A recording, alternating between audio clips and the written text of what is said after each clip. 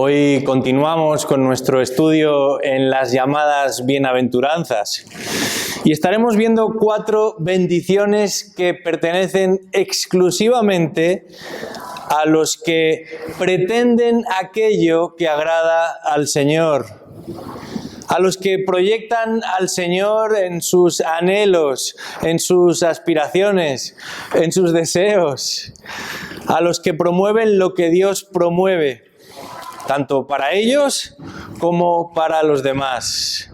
Y os voy a invitar a que abráis vuestras Biblias al capítulo 5 de Mateo.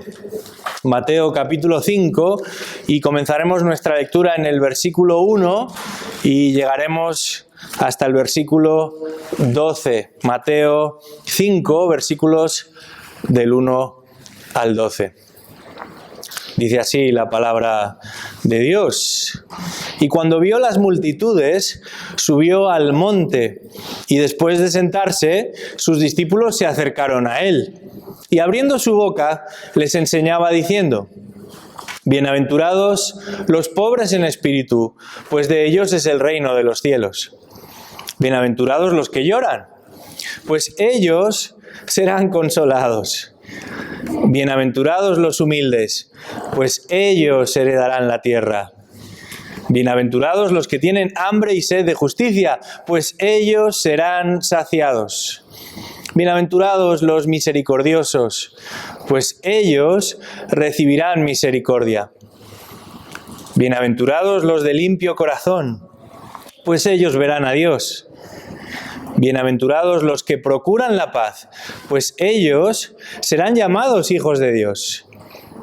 Bienaventurados aquellos que han sido perseguidos por causa de la justicia, pues de ellos es el reino de los cielos. Bienaventurados seréis cuando os insulten y persigan y digan todo género de mal contra vosotros falsamente por causa de mí. Regocijaos y alegraos, porque vuestra recompensa en los cielos es grande, porque así persiguieron a los profetas que fueron antes que vosotros. Hasta aquí nuestra lectura en esta mañana. Vamos a pedir al Señor que nos ayude a entender su palabra. Padre, cuando nos acercamos a un pasaje como este, realmente nos tiemblan los pies, porque nos damos cuenta de la grandeza de tu persona y de tu mensaje. Llegamos a vislumbrar cuánto de lejos estamos de lo que tú esperas de los tuyos, cómo de lejos podemos llegar a vivir de la persona de Cristo. Pero al mismo tiempo nos animamos porque tú has prometido hacer de los tuyos un pueblo limpio y sin mancha, una novia perfecta para tu Hijo, una que espera el momento en el que se encontrará con Él para celebrar una gran fiesta, una boda que no terminará nunca. Y antes de que experimentemos esa realidad, te pedimos, Padre, que tu palabra nos ayude a crecer, a madurar, a poder parecernos cada día un poco más a ese Cristo al que tanto anhelamos y amamos. Te pedimos que tu Espíritu Santo ahora obre por medio de esta palabra y traiga a nuestro corazón un peso particular para obedecerte y vivir de una manera que te agrade. Oramos esto en el nombre de Jesús. Amén. No muy lejos de este lugar se encuentra un recinto que lleva el nombre de IFEMA. Anualmente, unas 33.000 empresas exhiben y promueven sus productos en ese lugar. Tiene un espacio de más de 1,5 millones de metros cuadrados donde se realizan las distintas exposiciones. De hecho, varias veces durante el año hay exposiciones que se llevan a cabo al mismo tiempo en las distintas salas. Y alrededor del año se celebran unas 120 ferias de todo tipo. Hay una cantidad ingente de productos y de lugares que desde ahí se van a promocionar. Se trata de uno de los más importantes recintos de Europa y cada año recibe más de 4 millones de visitantes deseosos de conocer, de observar, de comprobar si lo que se dice de esos productos es realmente así. Además, todo ese compendio de exposiciones y celebraciones que allí tienen lugar genera más de 5.000 millones de euros de movimientos, de transacciones al año, de manera que la importancia de este lugar es fundamental para la economía de la ciudad. En el texto que tenemos delante en esta mañana nos encontramos con una verdadera exposición. Una exhibición, una promoción, pero de virtudes que ni en aquella época ni en la nuestra parecen ser las más destacadas, las más valoradas. No sabemos si 4 millones o 400.000 o 4.000 o 40 estarían dispuestos a pasearse por esta exhibición de virtudes, pero el texto nos reafirma y nos confirma que son las virtudes que Dios quiere que los suyos exhiban, promuevan, anuncien y proclamen. Cada una de estas virtudes no son la llave para acceder a la bendición de Dios, sino que son la muestra de la bendición de Dios. Todas estas actitudes no son el medio de ganarse el favor de Dios, son el resultado del favor inmerecido de Dios. Cada una de ellas confirma que Dios está obrando en la vida de aquellos que las representan, que las exhiben, que las manifiestan. Dios está obrando en todos y cada uno de los seres que ha salvado por gracia. Cada persona que está siendo santificada va a mostrar con mayor o menor visibilidad cada una de estas virtudes. Dios ha prometido hacerlo en todos los que han sido regenerados por Él, en todos los que ahora viven para Él. Y una vez notamos que esta no es, por tanto, una lista de normas. La clave aquí no se encuentra simplemente en el hacer, sino en el ser. Y lo que nos encontramos es el resultado de haber sido tocado por la mano de Dios, de haber recibido un nuevo corazón. Todas estas virtudes caracterizan a los súbditos del Rey. Todas estas virtudes han de caracterizar también, por tanto, a cualquier discípulo de Cristo.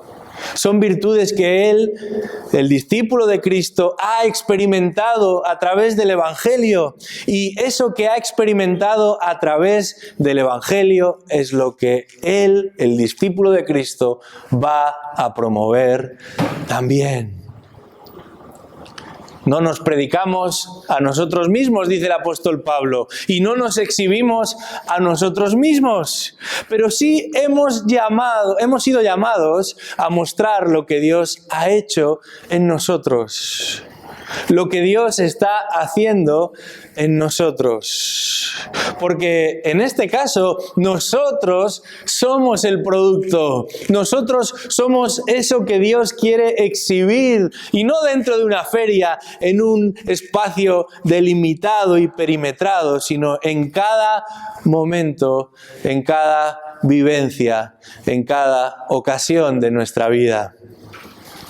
Dios quiere mostrar la grandeza del Evangelio de su Hijo y lo quiere hacer a través de aquellos que han sido impactados por el Evangelio de su Hijo.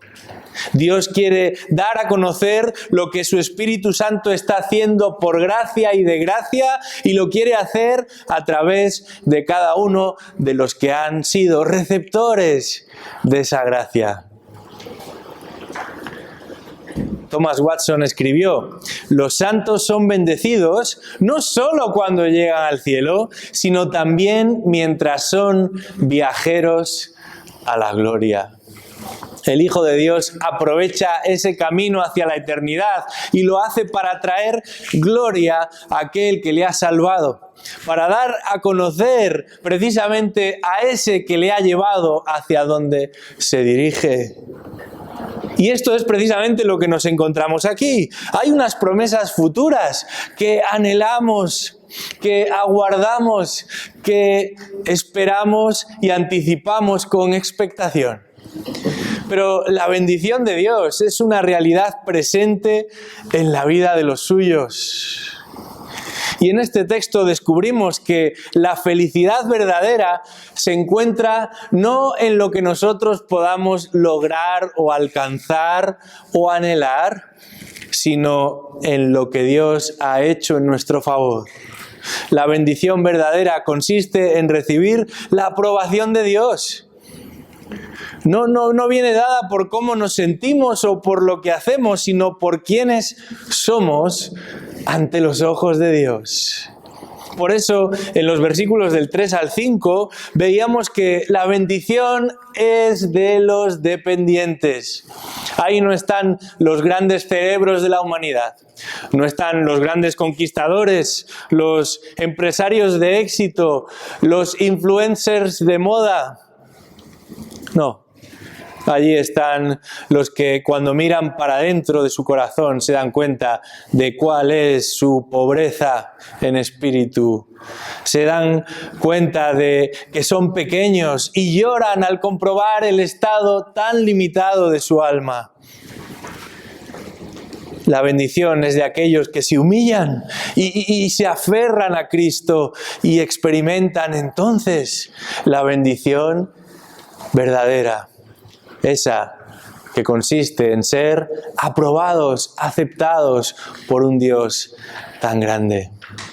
Y ahora en los versículos del 6 al 9 observamos que la bendición es de aquellos que tienen una nueva disposición, un nuevo anhelo, un nuevo deseo, un interés distinto.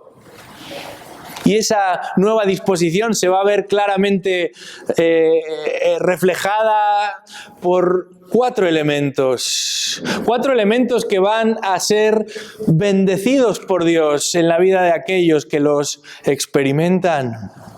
El seguidor de Cristo, claro que es consciente de sus limitaciones, claro que sabe de sus carencias, pero no está absorto en sus propios asuntos. No vive ensimismado, ni enfrascado, ni enajenado por deseos egoístas. Existe una preocupación por el otro. Existe un interés por el bien de otro.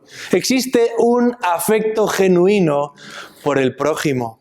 Y esto es lo que reflejan precisamente estas cuatro bendiciones que nos ocupan en este día. Vamos a leer desde el versículo 6 hasta el 9 una vez más. Dice ahí la palabra de Dios.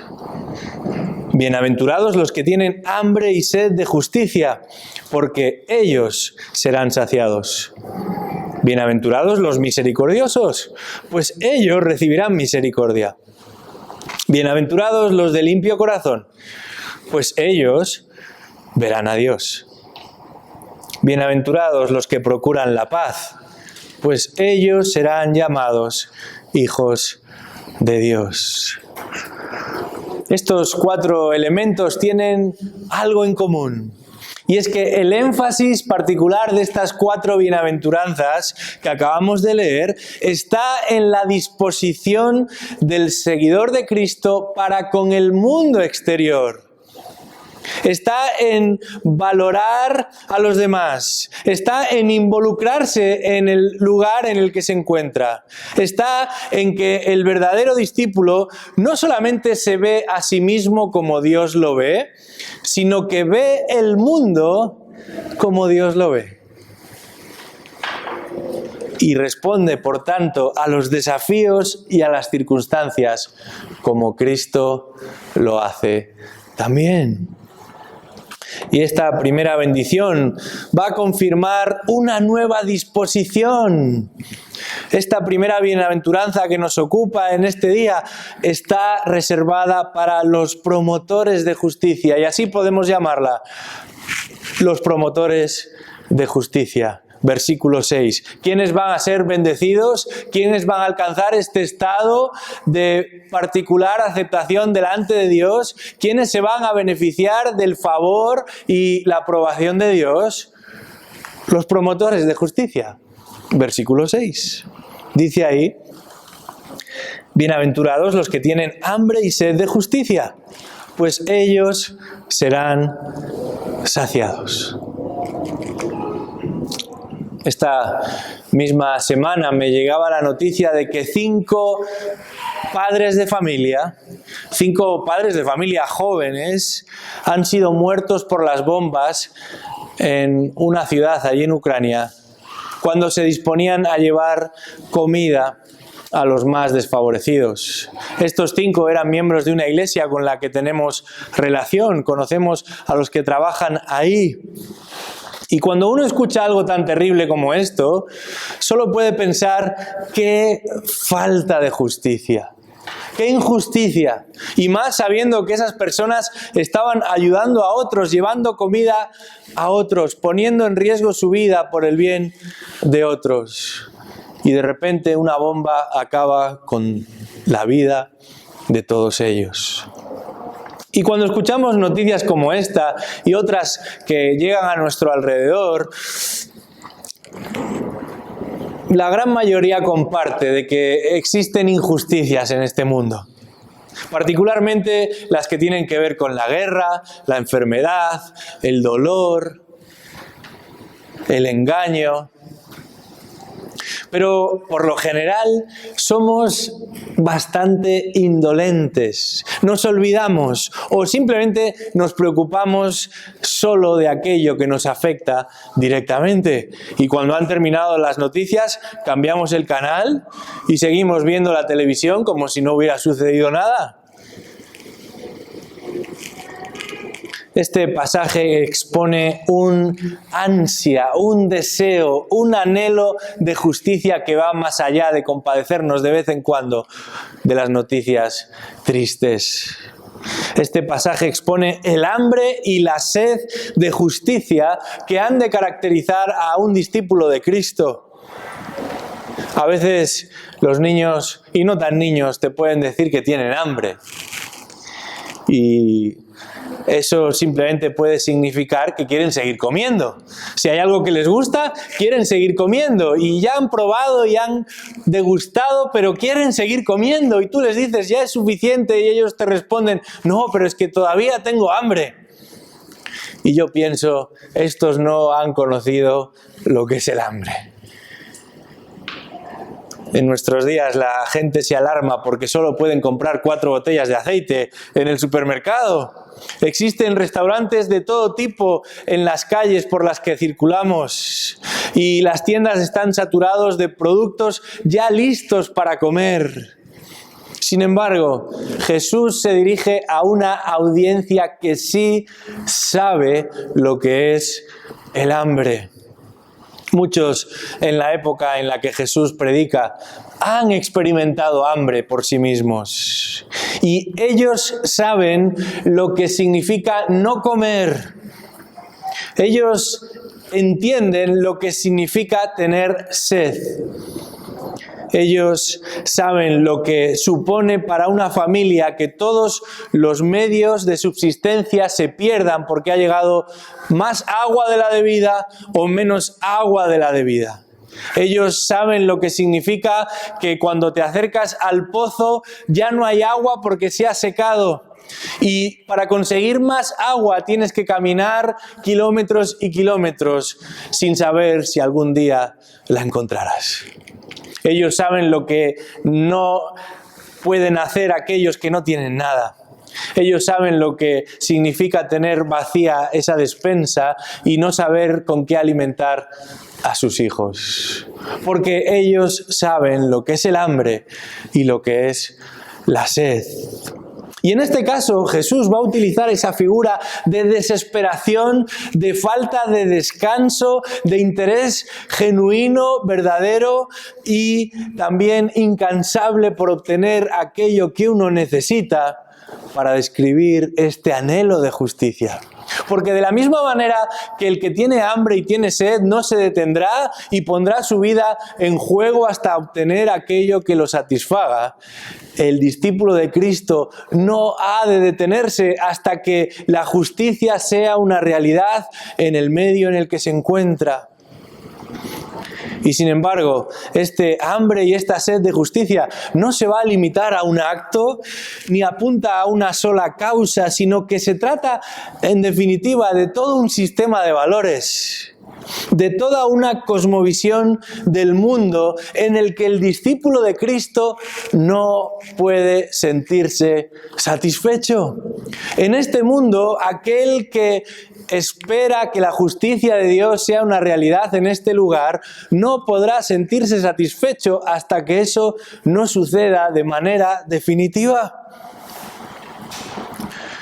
Cuando uno viaja a otra cultura distinta a la suya, entre otras cosas se va a encontrar comida que es distinta a la que habitualmente toma. Y hace un tiempo un amigo me contó una historia que la verdad me hizo bastante gracia. Ellos viajaban desde España a una ciudad china precisamente para una de estas grandes ferias de exhibición. Por motivos de trabajo tenían que pasar allí unos cuantos días y no estaban muy acostumbrados a la comida china. Pero algo sucedió un día. Tenían un guía que además ejercía de traductor y este les llevó a un mercado tradicional chino. Como veía que cuando iban a los restaurantes no comían demasiado, pensó este guía que llevándole al lugar donde él compraba su comida más preciada, entonces sí, quedarían satisfechos. Bueno, este amigo que me contaba la experiencia no era capaz de reproducir lo que se habían comido. Pero de verdad que no consiguió este guía su objetivo. Aquello era tremendo. No fueron capaces de terminarlo. Y sin embargo el guía estaba espantado porque decía, esto es lo mejor que yo te puedo ofrecer y tú no lo valoras, no lo disfrutas, no te sacias con ello. Así que este amigo y su compañero decidieron jugar su última carta. Buscaron un restaurante español en la ciudad de China donde se encontraban y se llevaron al guía y trataron de mostrarle al guía por qué la comida que éste le ofrecía no solo no era de su agrado, sino que aparentemente no tenía comparación con la que a él y a ellos les gustaba. Así que hicieron la prueba a la inversa y pidieron de lo mejor que podían encontrar en ese restaurante.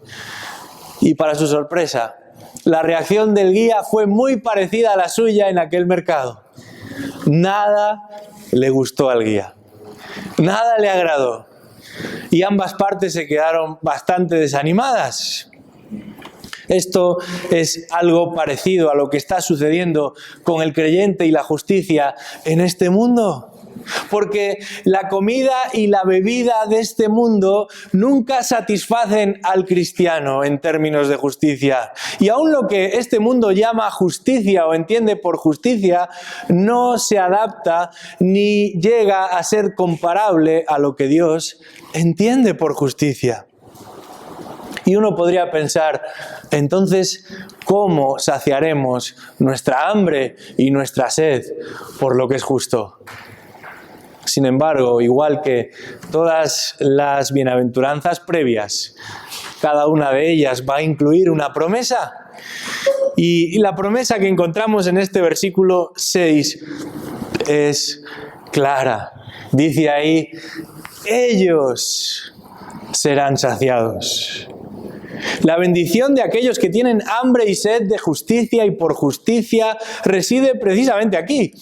Ellos serán saciados. Y eso significa que serán completamente satisfechos, sin medida. Igual que el Salmo 23 cuando dice, mi copa está rebosando, así serán satisfechos aquellos que tienen hambre y sed de la justicia que solamente Dios puede otorgar. Dice Pedro en su segunda epístola, en el capítulo 3, nosotros esperamos nuevos cielos y nueva tierra, en los cuales mora la justicia. Un día Cristo mismo regresará con vara de hierro y esa hambre y esa sed de justicia serán completamente satisfechas. Y eso debería animarnos, porque realmente vivimos en un mundo en el que hay tantas realidades injustas. Vivimos en un mundo en el que la gente hace, dice, piensa, promueve cosas tan injustas, tan inmorales, tan incorrectas según los estándares de Dios. Pero mientras vivimos en medio de estas circunstancias, la promesa es clara. El cristiano genuino anhela tanto la justicia como el pecador anhela su pecado. El cristiano genuino busca la justicia como antes buscaba satisfacer los deseos de la carne. El cristiano genuino espera que un día esa justicia será una realidad. ¿Cómo sería vivir en un mundo justo? En el que no hubiese trampas, en el que no hubiese preferencias, en el que no se hiciesen favores según la condición de uno o de los engaños y manipulaciones de otros, en el que nadie perjudicase al que tiene al lado, ni aun nosotros mismos perjudicásemos a los que tenemos cerca o a nosotros mismos. Eso es lo que Dios ha prometido hacer un día. Y mientras tanto, sus discípulos, sus seguidores, los que son súbditos de ese rey que viene en camino, han de ser promotores de justicia. Yo te pregunto en esta mañana, ¿anhelas esa justicia que Dios ha prometido instaurar en este mundo? ¿O te sientes cómodo con lo que ves a tu alrededor? ¿O ya estás saciado con lo que este mundo te ofrece? Jesús dijo de sí mismo, yo soy el pan de vida. El que viene a mí nunca tendrá hambre, y el que en mí cree no tendrá sed jamás. La palabra de Dios nos enseña que la justicia verdadera, la satisfacción verdadera, solamente la hallaremos en Él. Y mientras tanto somos promotores de justicia. Qué bendición tener en el horizonte una promesa como esa. Y qué bendición poder difundir, promover, exhibir una justicia distinta a la que este mundo nos ofrece. Pero hay una segunda bienaventuranza que nos habla de una nueva disposición, algo que no viene de serie en nosotros, algo que nos ha sido dado, algo que el Señor nos ha regalado. Hemos hablado de justicia y en segundo lugar vemos que la bendición es, versículo 7, para los promotores de misericordia. Promotores de misericordia, dice ahí el versículo 7, bienaventurados los misericordiosos, pues ellos recibirán misericordia. Las cosas no suceden porque sí, y menos en lo que respecta a la palabra de Dios. Y no es casual que la misericordia venga estrictamente después que la justicia. Porque existe un riesgo real de que aquellos que persigan, anhelen, deseen y promuevan la justicia se conviertan en legalistas, en justicieros, personas que van por ahí todo el rato señalando con el dedo y diciendo lo que está bien y lo que está mal y cómo lo harían ellos y lo mal que lo hacen los demás. Pero un seguidor de Jesucristo no puede ser legalista.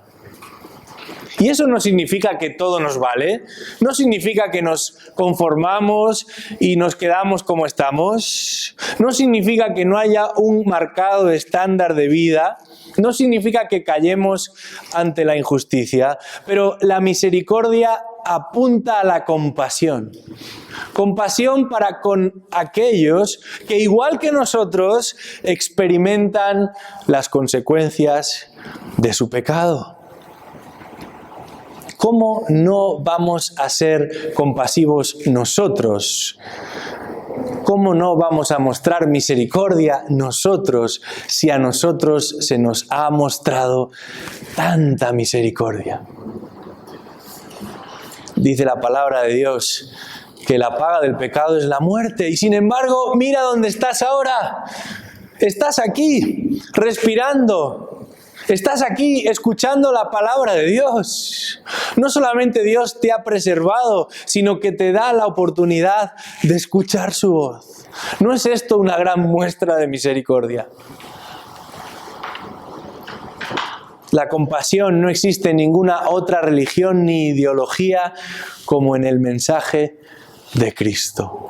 Y esto es algo que lo dicen hasta los estudiosos de las religiones que nada tienen que ver con el cristianismo. La presencia del cristianismo genuino, ese que viene marcado por la palabra de Dios, ese que está desligado de la institución y el poder, es una presencia siempre compasiva. Y allá donde ha aflorado el evangelio genuino, ha aflorado siempre también la compasión. Los que han sido muy amados cuando no lo merecían, amarán mucho aun cuando otros tampoco se lo merezcan. Y esa disposición hacia el bien del otro, hacia la restauración del otro, es, sin lugar a dudas, una marca del discípulo genuino. Porque esta misericordia alcanza no solo a los que nos tratan bien, no solo a los que nos van a reportar algún beneficio, sino a cualquiera que se cruza en nuestro camino. Y la Biblia una y otra vez presenta este énfasis en que, al contrario de lo que muchos puedan pensar, la bendición nunca está en mirar hacia uno mismo. Normalmente uno podría llegar a concluir que si me preocupo por mí, entonces seré feliz. Que si me preocupo por obtener lo que necesito y lo que quiero y lo que anhelo, entonces estaré satisfecho. Y sin embargo, Dios no nos ha creado de esa manera.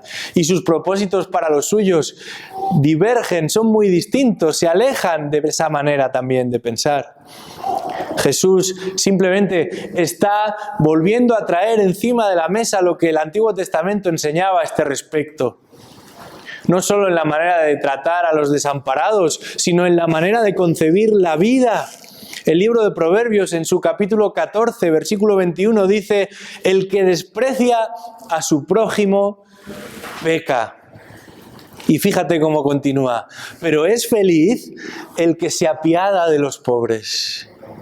Añade después: no se perderán los que traman el mal, pero misericordia y verdad recibirán los que planean el bien.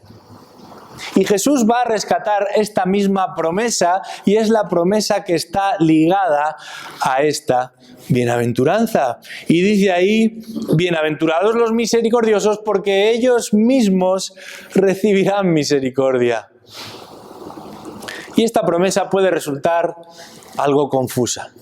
Es que nosotros tenemos que ser misericordiosos, compasivos, perdonadores, amadores de los demás para que Dios nos llegue a amar a nosotros. ¿Se trata de una promesa de salvación? Si tú haces esto, entonces obtendrás esto. Y la respuesta es no. Claro que no. Pero sí se trata de una promesa de liberación final y total. Porque ya hemos dicho que la misericordia apunta a compadecerse de aquellos que experimentan las consecuencias de su pecado. Y nosotros también, en este mundo, y mientras estemos en el mismo, experimentamos las consecuencias de nuestro pecado. y las consecuencias del pecado de los demás. Es por eso que nosotros, los misericordiosos, los que hemos sido tocados por la mano de misericordia de Dios y ahora exhibimos también esa misma misericordia para con los demás, experimentaremos la liberación de toda consecuencia de nuestro pecado. ¡Qué promesa! ¡Qué bendición! Si hace un momento hablábamos de disfrutar de un mundo en el que lo que impera es la justicia, imagínate lo que sería vivir en un mundo en el que el pecado no nos afecta ya más. Ni el tuyo, ni el de otros. ¡Qué promesa la que Cristo nos ofrece aquí! En la época de Jesús, Roma, sabemos, era la fuente absoluta de poder. Era la que marcaba el paso de todos los frentes. Y aunque un buen número de los judíos que vivían en aquella tierra conservaban sus costumbres y eran celosos en algunas prácticas, otros se habían visto muy seducidos por la cultura romana. Y en las mismas ciudades por las que Jesús caminó, había personas allí que se reunían y participaban de las fiestas, de las celebraciones que los romanos también practicaban en aquel tiempo. Uno de los juegos más populares y más macabros era el de los gladiadores. Y seguramente lo hemos visto en alguna recreación o en alguna película. Estos guerreros competían entre sí y lo hacían hasta la muerte. Y al final, aún aquellos que sobrevivían dependían de la misericordia del emperador. Podían haber vencido a sus rivales, pero eso no les aseguraba seguir con vida. Y hemos todos visto y contemplado la escena donde el emperador estira su brazo y va a decidir si el pulgar va hacia arriba o si el pulgar va hacia abajo. La misericordia para el gladiador dependía de a cuántos había matado, de a cuántos había dañado, del espectáculo hiriente que había llevado a cabo. Por cierto, resulta muy significativo que una de las medidas inmediatas y también progresiva de la extensión del cristianismo en ese mundo antiguo va a ser la supresión, la eliminación de todas estas prácticas macabras y terribles. Cuando la sociedad se empieza a cristianizar, entre comillas, estas prácticas de asesinatos y de guerreos y de violencias desaparecen progresivamente y la diversión a costa del sufrimiento del otro es borrada de la escena. Nosotros vivimos en un mundo egoísta y codicioso y la misericordia que hemos experimentado en Cristo ha de ser también ejercida por la Iglesia de Cristo. Será entonces que podremos marcar una diferencia con lo que vivimos a nuestro alrededor. El discípulo de Cristo no solo no se entretiene con el sufrimiento ajeno, sino que se compadece ante el sufrimiento ajeno. Y ante un mundo doliente y sufriente proclama el mismo mensaje que Jesús anunció. Venid a mí los que estéis trabajados, cansados, cargados, desanimados, sufrientes y desalentados, porque yo os daré reposo. Qué distinta sería nuestra cultura si hubiese más personas como aquel buen samaritano, que sin preguntar de quién se trataba, cuando tuvo la oportunidad, ayudó al que otros, mucho más elevados y religiosos, no quisieron ayudar. Pero debemos avanzar y hay una tercera bendición que confirma esta nueva disposición que Dios regala a los suyos. Y la tercera bienaventuranza, aquí, versículo 8, está reservada para los promotores de pureza. promotores de pureza. Vamos a leer de nuevo este versículo. Bienaventurados los de limpio corazón, pues ellos verán a Dios. Y uno podría pensar que en este caso más bien se habla del interior del corazón y no hay una disposición para con los demás. Sin embargo, la palabra de Dios nos enseña, como Juan Calvino mencionó un día, que el corazón es una fábrica de ídolos y todo lo que está en el corazón va a tener repercusión externa. Ya no se trata solo de cómo gestionamos las producciones de los corazones de los demás, sino también qué es lo que nuestro propio corazón va a producir, va a traer, va a promover. Y lo que el texto nos enseña es que el promotor del discípulo de Cristo el corazón del discípulo de Cristo ha de promover pureza. Qué interesante que no se habla de la cabeza, del intelecto, de la conducta, sino del corazón. Y en particular de los que tienen un corazón limpio, literalmente puro. Y hoy en día esto de hablar de pureza hasta a algunos les da cierto reparo. Vivimos en un mundo en el que las vergüenzas se airean, ¿verdad? La gente sale y acude a los programas de televisión para hablar de sus hazañas más desvergonzadas. ¿Cómo es posible que nosotros nos dediquemos a conservar puro aquello que ya para muchos está totalmente corrompido? De hecho, la diversión está en corromper más y más el corazón. Pero en el mundo en el que Jesús se encuentra, este asunto de la purificación era muy importante. Desde las religiones más institucionales a aquellas conocidas como ritos o cultos mistéricos, todo rito y acto litúrgico comenzaba por un mismo sitio: la purificación. El lavamiento, el prepararse, el aderezarse para presentarse delante de las divinidades o de los rituales y las reuniones que iban a llevar a cabo. Todos compartían esa misma práctica de purificarse. De hecho, parte del ritual consistía en ese proceso de lavamiento, de purificación. Y los judíos no querían ser menos. Así que a las prescripciones que el Antiguo Testamento contenía en cuanto a cómo debían presentarse tanto en sociedad como ante cualquier ritual, ellos habían añadido innumerables secciones por las que iban a conseguir alcanzar cierta pureza. Y algunas veces en los evangelios nos encontramos a un Jesús siendo confrontado por estos legalistas que le dicen que ni él ni sus discípulos se están purificando, se están lavando, se están preparando adecuadamente.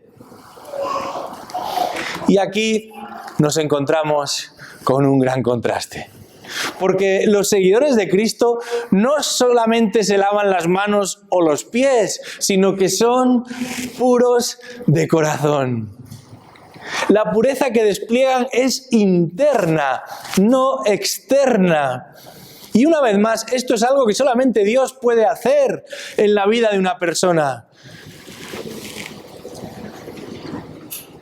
En un momento determinado Jesús tendrá que clarificar a sus oyentes que lo que contamina al hombre no es lo que entra en la boca del hombre, sino aquello que sale de su corazón. No se refiere a una comida o a un virus, sino a la condición del ser. Y sería muy fácil, particularmente para los que son disciplinados, mantener una serie de rutinas de limpieza, de purificación. Sería muy sencillo conducirse en base a una conducta particular que mostrase que ya estamos limpios. Pero el reino del que nos habla Jesús no se limita a guardar ciertas formas. Los discípulos de Cristo no esconden sus contradicciones ni guardan sus inclinaciones debajo de la alfombra para que nadie más lo sepa. Hace unos días, una gran cantidad de ciudades de la península experimentaron ese viento que llega del desierto con una cantidad de arena suficiente como para embarrarlo todo.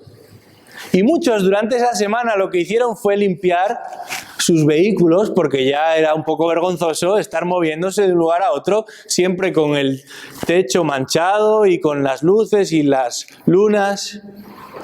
Pero seguramente no todos limpiaron el interior del vehículo, porque a la mayoría nos preocupa lo que está afuera, y mientras los demás no sepan lo que está dentro, nos sentimos tranquilos. Este era el gran problema con los fariseos. Estaban verdaderamente preocupados para que lo que se viese fuera luciese bien, y sin embargo, muy lejos de experimentar una limpieza de corazón. Al punto que Jesús llega a decir de ellos que son como sepulcros blanqueados. ¿Te imaginas el impacto que tuvo que tener eso en aquellos que huían de todo lo relativo a la muerte, que no podían tener contacto con la muerte? Y sin embargo Jesús les dice, vosotros os veis muy bien por fuera, pero por dentro estáis completamente muertos, como esas tumbas a las que no os gusta acudir. Lo que Cristo ha venido a hacer supera con creces cualquier moral, cualquier norma de conducta externa. El milagro del Evangelio es que Dios va a poner un corazón conforme a su corazón, allí donde solo existía rebelión contra Dios. Y eso es lo que nos permite hablar de un corazón limpio. Martín Lutero escribió, aunque un obrero común, un zapatero o un herrero pueda estar sucio y lleno de hollín o pueda oler mal debido a que está cubierto de alquitrán, aunque apeste por fuera, internamente es incienso puro delante de Dios, porque considera la palabra de Dios en su corazón y la obedece. ¡Qué tremenda manera de hacernos ver qué significa este texto! ¡Qué bendición! Saber que lo que importa no es lo que ven nuestros ojos, sino lo que Dios está haciendo en el corazón, que por supuesto va a tener impacto en lo que hacemos, en lo que decimos, en lo que pensamos. El que ha recibido un nuevo corazón lo cuida, lo protege, lo vigila y lo limpia. Esta palabra puro o limpio se usaba para referirse a ese proceso por el que se refinaban los metales, ese proceso por el que se retiraban las impurezas, lo que se ha venido a llamar escoria. Eso se tiraba y se conservaba el metal puro y listo para operar con él. El verdadero discípulo cuida de esa misma forma su corazón, porque como dice el proverbio, sobre toda cosa guardada, guarda su corazón, porque de él mana la vida. Esta clase de pureza o de limpieza o de santidad no es patrimonio para unos pocos o para algunas élites. Dice el libro a los Hebreos, la epístola a los Efesios, en el capítulo 1, que Él nos escogió en Él antes de la fundación del mundo para que fuésemos santos y sin mancha delante de Él. Ese es el propósito final de la salvación de todo creyente, la santidad. Por eso, como anunciábamos al principio en el capítulo 5 de esa misma epístola de los Efesios, se nos dice ahí que Cristo amó a la iglesia y se dio a sí mismo por ella, para santificarla, habiéndola purificado por el lavamiento del agua con la palabra, a fin de presentársela a sí mismo una iglesia en toda su gloria, sin que tenga mancha, ni arruga, ni cosa semejante, sino que fuera santa e inmaculada. Esto es lo que Dios quiere hacer con los suyos. Esto es lo que Dios quiere que los suyos promuevan. Una promoción de pureza, de santidad. Y aquí también se nos presenta una promesa.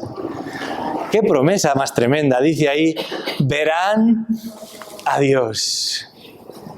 El verbo que se utiliza aquí para hablar del verán es el mismo del que obtenemos nuestra palabra oftalmólogo. Y sabemos que el oftalmólogo, ¿verdad?, es el que se preocupa de que nosotros podamos ver adecuadamente. Este texto dice que los que promueven la pureza, los que tienen un limpio corazón, verán a Dios.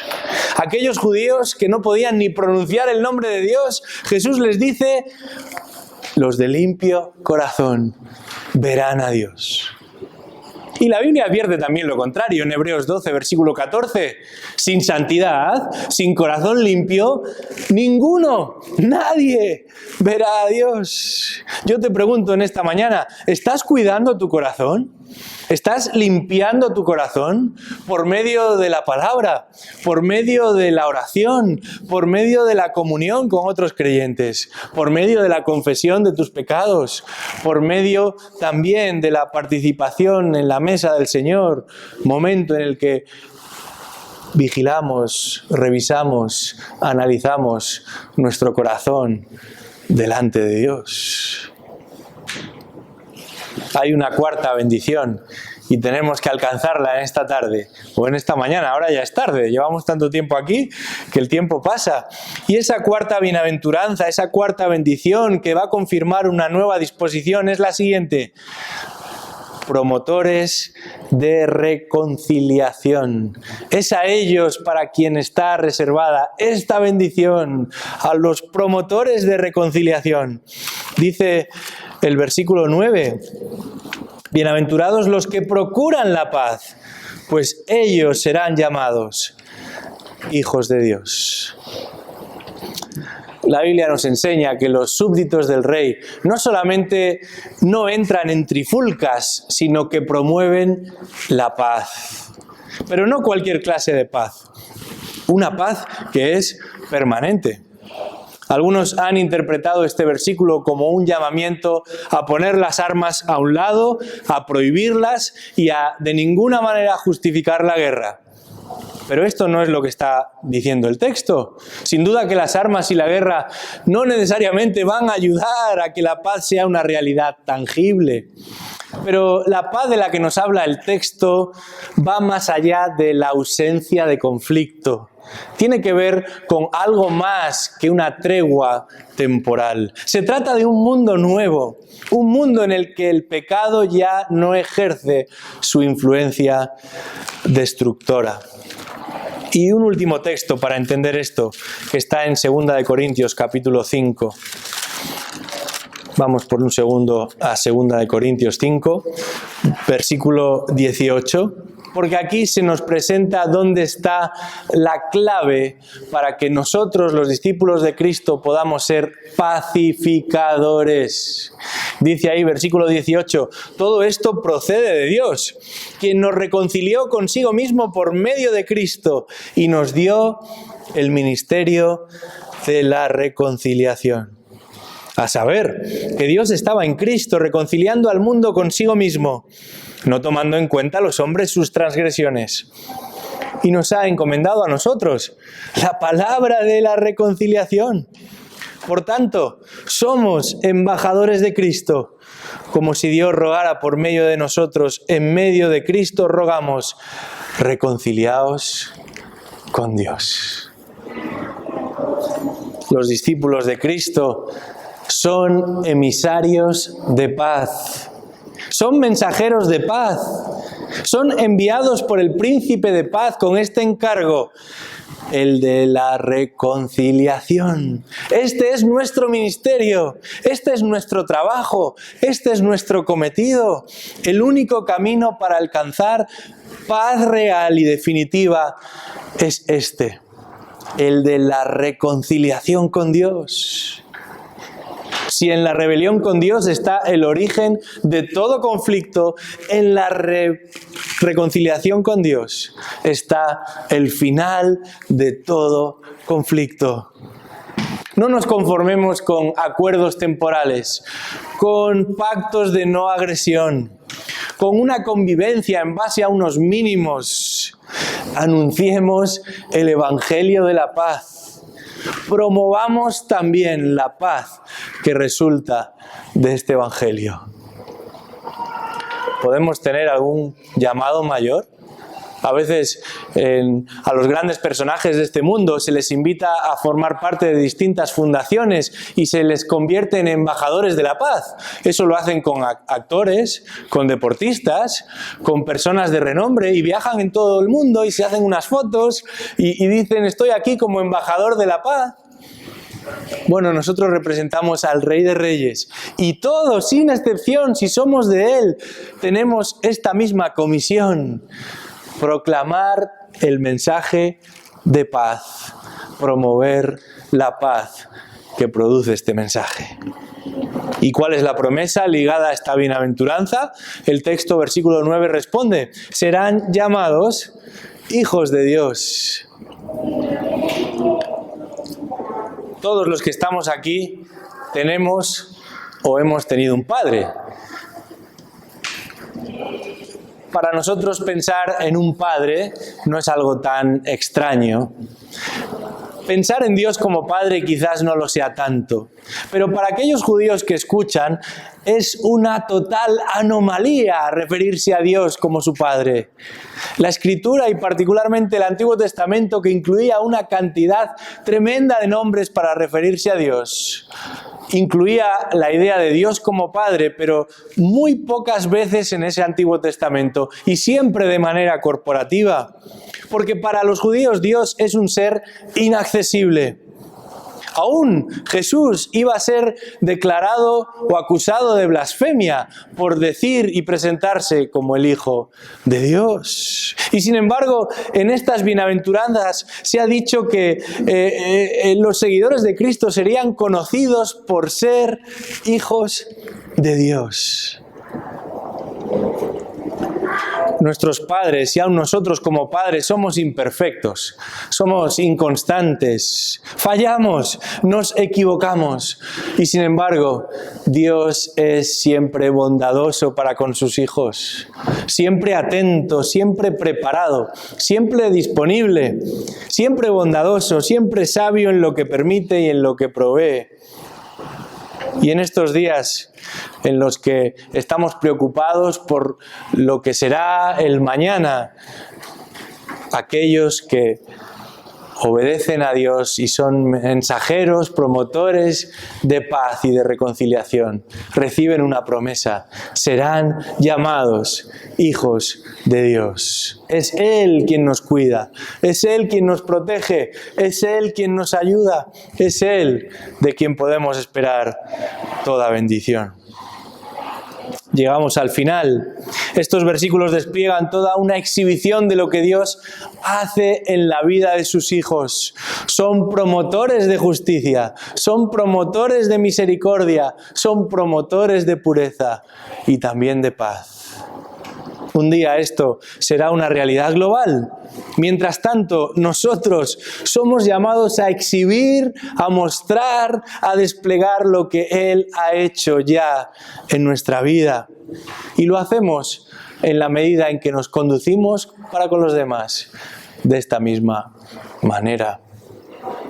¿Es este tu deseo y tu anhelo? Porque si no es así, quizás todavía no has experimentado la bendición que Dios trae para con los suyos. Que el Señor te ayude a encontrar esa bendición en Cristo. Vamos a orar. Gracias, Padre, por este despliegue tan tremendo que nos encontramos en estos versículos. Gracias por estar obrando en nosotros de esta manera, creando y promoviendo también en nosotros estos mismos distintivos. Te pedimos, oh Dios, que podamos vivir con este anhelo y este deseo, con esta disposición, que confirma que somos hijos de Dios, por la cual somos bendecidos y al mismo tiempo estamos en disposición de bendecir a otros también. Gracias, Señor, por obrar en nosotros. Te pedimos que obres en muchos otros. En el nombre de Jesús. Amén.